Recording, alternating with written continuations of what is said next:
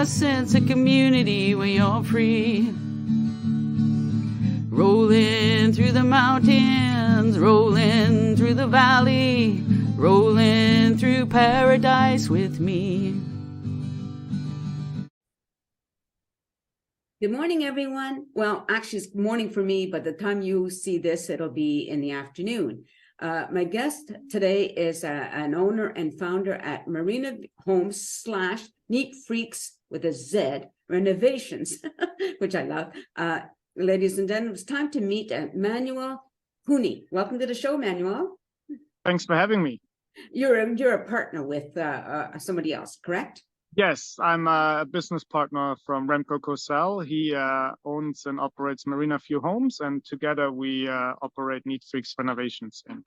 Oh, okay. So, because Neatfreakz made me think that it was a home cleaning service.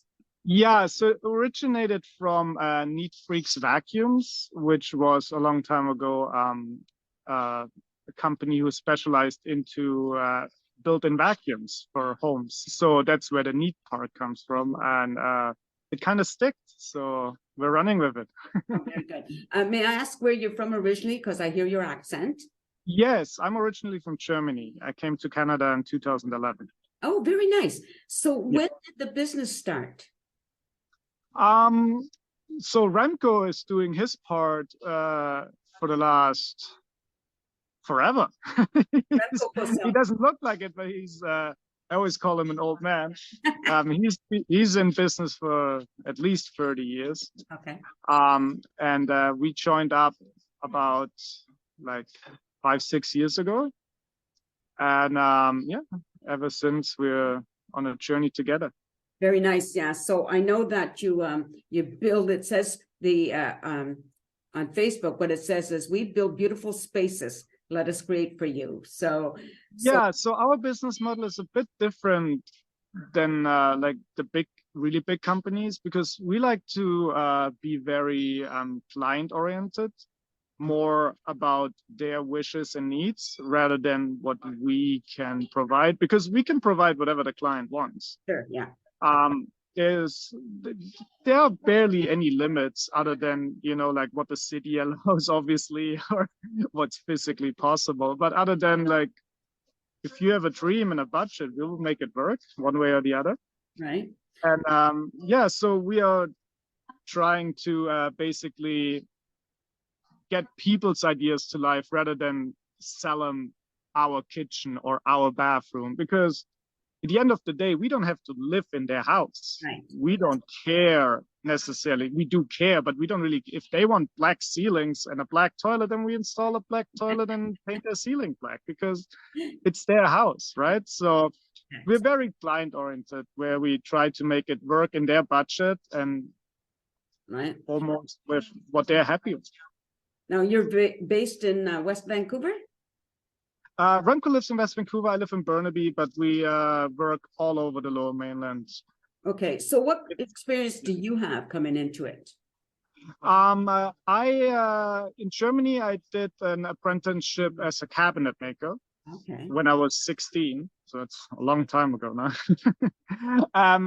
And then in Canada, I got more and more into the renovation side. But yeah, I'm building cabinets, kitchens, and that kind of stuff. Right. Now, things are a lot more costly nowadays than they used to be, and I would think it would be the same for the building industry, correct? I'm currently at Home Depot, and yeah, a sheet of plywood is $70, and you need a lot of that for a lot of things. So wow.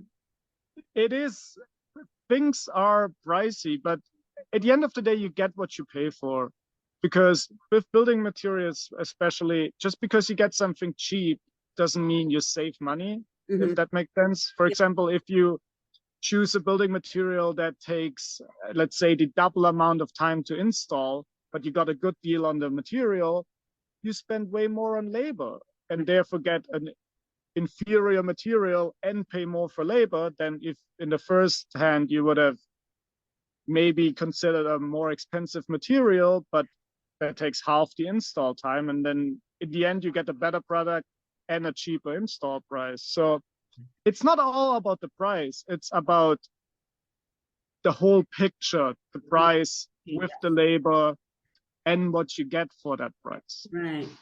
So do you only build like for individuals, or do you say start a whole new project, like you're building a house in such and such a place and then it's up for sale? Currently, like in the market right now, with how the interest rates are, and it was just too hot, we kind of went away from building houses more into the renovation side. Okay. Because in the past it was just like you said, the material prices, right? Like they call it a spec house, a speculation house, if you build without a client that already owns it. Yeah.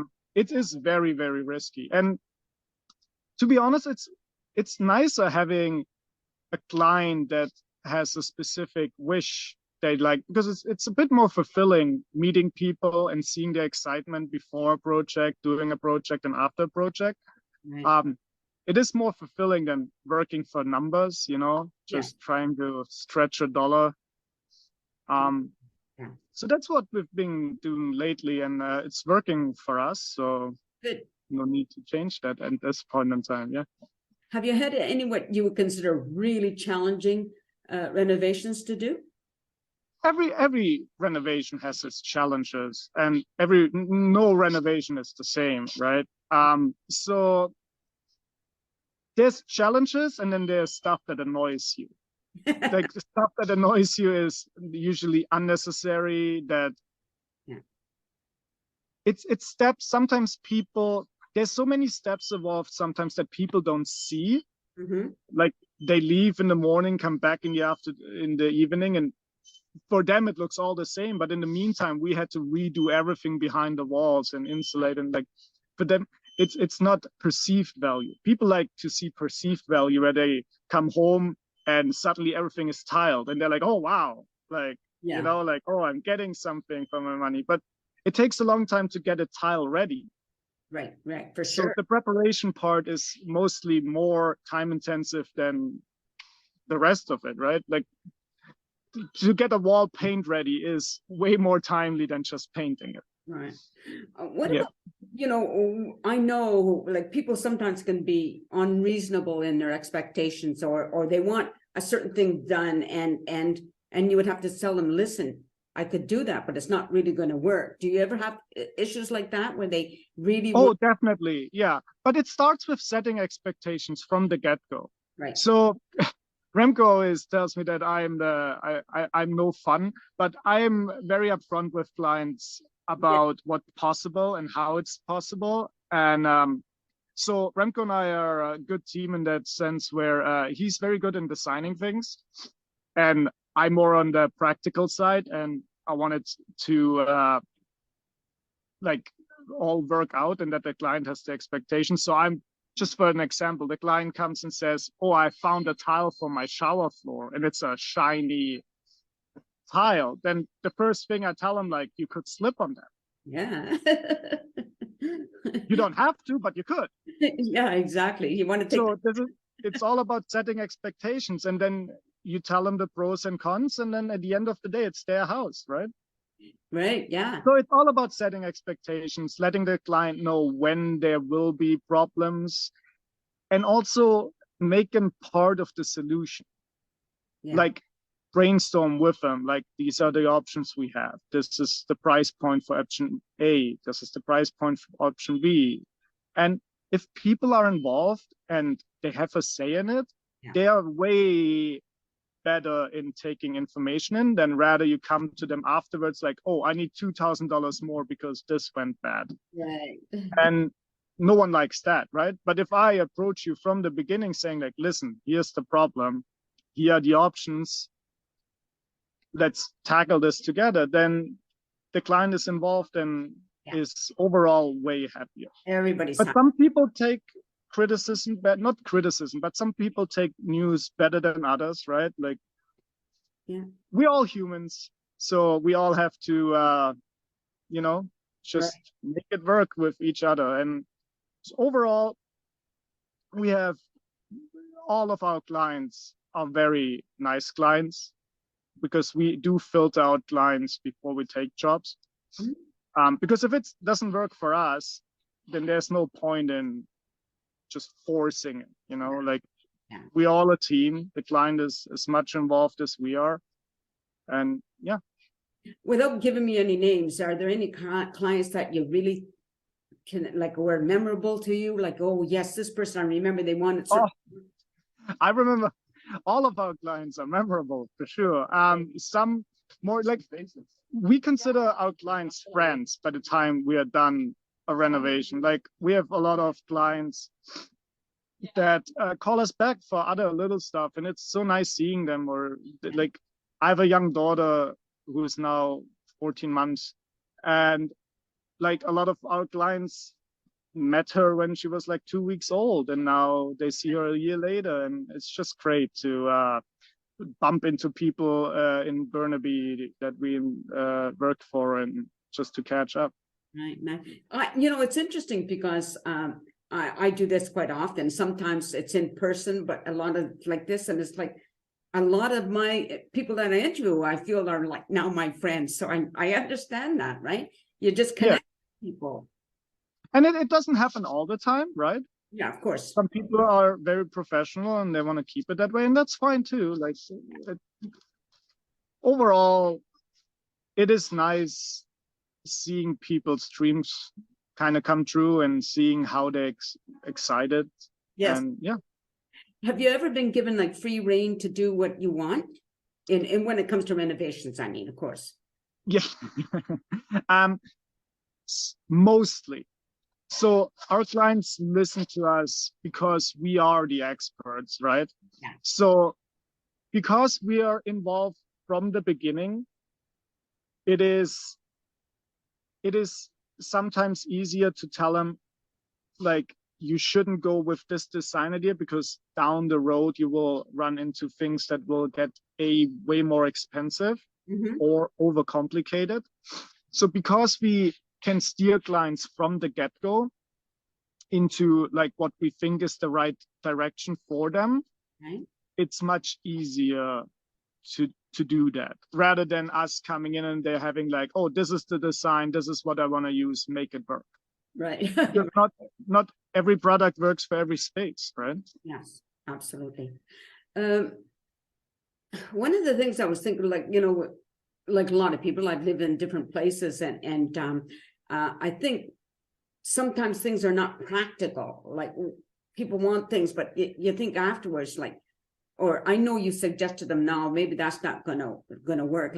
Like because I'm very short, and I would like to see counters lower, and I would like to see cabinets lower, right? But for resale, that would never work for most people. This is all conversations you have to have with clients right at the get-go. What is it you want out of this? Is this for resale?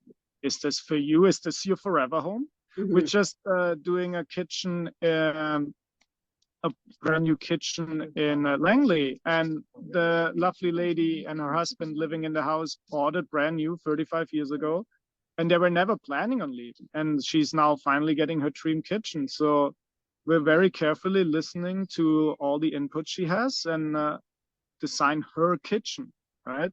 Yeah. With the cabinet she wants, with the layout she wants. If you want shorter cabinets, there's just you just have to then keep in mind that everything nowadays is standardized, right? A countertop height is 36 inches, and that's standardized across the board. So if you lower the countertop, it's not a problem, but then you maybe need to spend more money on a dishwasher, because suddenly a conventional dishwasher doesn't fit under the countertop anymore. You maybe need a different range, because ranges are 36 inches off the floor. So as long as you bring something up like this from the beginning, like I said earlier, we make your dreams come true. So it doesn't matter to us. If you want your counters 20 inches off the floor and you have a good explanation for it, I don't care. I'll put your countertop 20 inches off the floor, right? And that's where you have to work with and for the client. So like you said, if you like your counters a couple inches shorter, as long as you're willing to then not complain about the dishwasher being more expensive because you can't get a standard dishwasher, that's all good, right? Right. Well, it's funny because I remember years ago I had a cleaning business, and one of my clients, they were super tall and all of their counters were very high. So I had to get up on a stool to clean their counters, you know. But I often thought afterwards, like they since passed away or whatever, who would buy that house? It has to be another tall person. A tall person. Yeah. You know, unless you're going to go to the hire renovators and say, I buy everything. Big house. That's what you call big house. Yeah. If you sell a house and you have time, you will most likely find someone who wants it. You know, it's if you want to sell it right now, you're gonna have a hard time. Right. Yeah. Well, I think we'll end it there. I think we pretty well covered everything. But I'm just going to say goodbye to the audience. So yes, everybody, you've been listening to Manuel Kuni. He is a business partner with Remco Coesel, and they have Marinaview Homes / Neatfreakz with a Z Renos. I will make sure that contact information is there in case you want to get a hold of him. And thank you very much for having us. Oh, for sure. It's a pleasure. And thank you, everybody, for stay on camera with me, Manuel. Thank you, everybody. I appreciate you watching the show, and I hope you subscribe. Would be always nice. In the meantime, everyone, peace out. A sense of community, Chilliwack's a place to be. A sense of community where you're free. Rolling through the mountains, rolling through the valley, rolling through paradise with me.